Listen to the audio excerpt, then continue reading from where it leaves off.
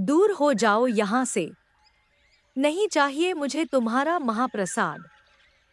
मंदिर के आंगन में यह आवाज गूंज उठी, इतनी कठोर कि हर कोई सन्न रह गया। एक छोटा सा बालक हाथ जोड़कर खड़ा था, शरीर कमजोर, आंखों में भूख, लेकिन चेहरे पर अटूट विश्वास। वह 3 दिनों से भूखा था, लेकिन उसे प्रसाद तक देने से मना कर दिया गया। घंटियों की आवाज गूंज रही थी, शंख बज रहे थे, आरती हो रही थी, लेकिन उस बालक के हिस्से में केवल अपमान था। कोई उसे पानी की एक बूंद भी मत देना, एक पंडित ने क्रोध में कहा। लेकिन महाराज, वो 3 दिनों से भूखा है।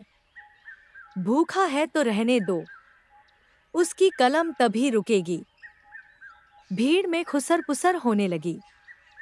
अगर वो लिखता रहा तो हमारा ज्ञान, हमारा अभिमान सब खत्म हो जाएगा। उधर मंदिर से थोड़ी दूर एक पुराने पीपल के पेड़ के नीचे वही बालक बैठा था। उसके हाथ में ताड़ पत्र था और वह भगवान की कथा लिख रहा था। उसकी उंगलियां कांप रही थी, लेकिन उसकी आस्था अडिग थी। तभी एक वृद्ध ब्राह्मण वहां आया। बेटा, क्या लिख रहे हो?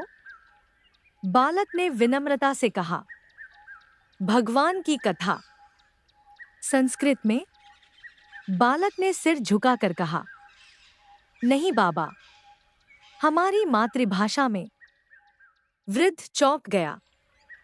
तुम भगवान की कथा लोक भाषा में लिख रहे हो? हाँ, ताकि खेत में हल चलाने वाला किसान भी भगवान को समझ सके। वृद्ध कुछ पल उसे देखता रहा और फिर बिना कुछ कहे वहां से चला गया। लेकिन उसकी आंखों में चिंता साफ दिख रही थी। कुछ देर बाद मंदिर में सभा लगी। एक बालक शास्त्र को लोक भाषा में लिख रहा है। अगर ऐसा हुआ तो हर व्यक्ति शास्त्र पढ़ेगा। फिर हमारे ज्ञान का क्या महत्व रहेगा? हमें उसे रोकना होगा।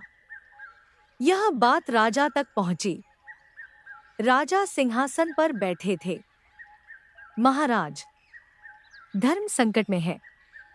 एक बालक परंपरा तोड़ रहा है। राजा ने गंभीर होकर पूछा, क्या वह अधर्म कर रहा है? नहीं, लेकिन वह नियम तोड़ रहा है। राजा ने कहा, उसे दरबार में लाओ। बालक को लाया गया। कमजोर शरीर, लेकिन चेहरे पर तेज। राजा ने पूछा, तुम यह क्यों कर रहे हो? बालक ने शांत स्वर में कहा, ताकि हर व्यक्ति भगवान को समझ सके। दरबार में सन्नाटा छा गया।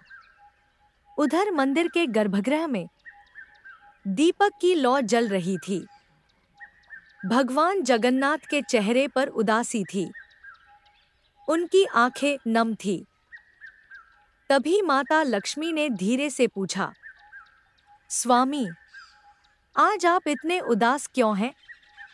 भगवान ने धीमे स्वर में कहा, लक्ष्मी, मेरा एक भक्त 3 दिनों से भूखा है। माता लक्ष्मी चौंक उठीं। क्या? और कोई उसकी सहायता नहीं कर रहा? भगवान बोले, वह भूखा है, प्यासा है, लेकिन फिर भी मेरी कथा लिख रहा है।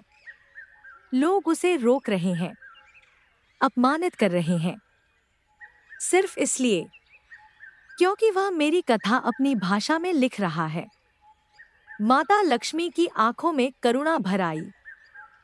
प्रभु, क्या भक्ति का कोई नियम होता है? क्या प्रेम को भाषा में बांधा जा सकता है? भगवान ने कहा, नहीं लक्ष्मी, मैं शब्द नहीं, भाव सुनता हूं। लेकिन संसार अभी यह नहीं समझ पाया। माता लक्ष्मी ने पूछा, तो आप चुप क्यों हैं?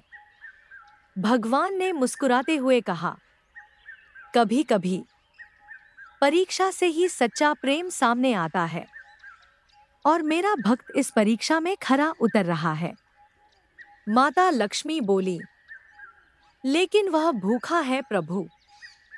भगवान ने आंखें बंद की। मैं उसे अकेला नहीं छोड़ूंगा। आज मैं स्वयं उसके पास जाऊंगा। रात हो चुकी थी। बालक पीपल के नीचे बैठा था। उसकी आंखें बंद हो रही थी। शरीर थक चुका था। तभी एक वृद्ध वहां आया। उसके हाथ में भोजन था। लो बेटा, प्रसाद। बालक ने कमजोर आवाज में कहा, मुझे तो मंदिर से निकाल दिया गया है। वृद्ध मुस्कुराया। भगवान का प्रसाद किसी एक का नहीं होता। बालक ने भोजन किया। उसकी आंखों में आंसू आ गए। आप कौन हैं? वृद्ध ने बस इतना कहा, एक सेवक। और वहां से चला गया। अगली सुबह बालक फिर लिखने बैठ गया। अब उसकी कलम पहले से भी तेज चल रही थी। लोग उसके पास आने लगे। एक किसान आया। बालक ने उसे कथा सुनाई। किसान की आंखों में आंसू आ गए। आज पहली बार मुझे भगवान समझ आए। धीरे धीरे पूरा गांव वहां आने लगा। सब उसकी कथा सुनने लगे। उधर पंडित परेशान थे। अगर यह चलता रहा तो सब बदल जाएगा। राजा को फिर खबर मिली। इस बार राजा स्वयं वहां पहुंचे। उन्होंने बालक की कथा सुनी और उनकी आंखें भी नम हो गईं।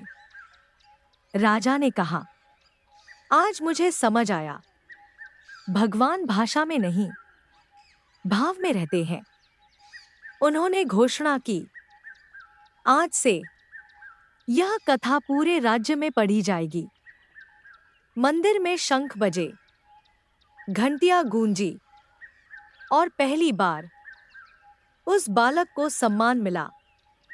कहते हैं, जब भी कोई भक्त सच्चे मन से भगवान का नाम अपनी भाषा में लेता है तो भगवान शब्द नहीं, उसका प्रेम सुनते हैं। और प्रेम संसार की सबसे बड़ी भाषा है। जय जगन्नाथ। तो अगर आपको मेरी वीडियो अच्छी लगी हो तो मेरे चैनल को लाइक करें, सब्सक्राइब करें एंड शेयर करें। धन्यवाद। मैं आपको ऐसी ही मोटिवेशनल स्टोरी लाती रहूँगी।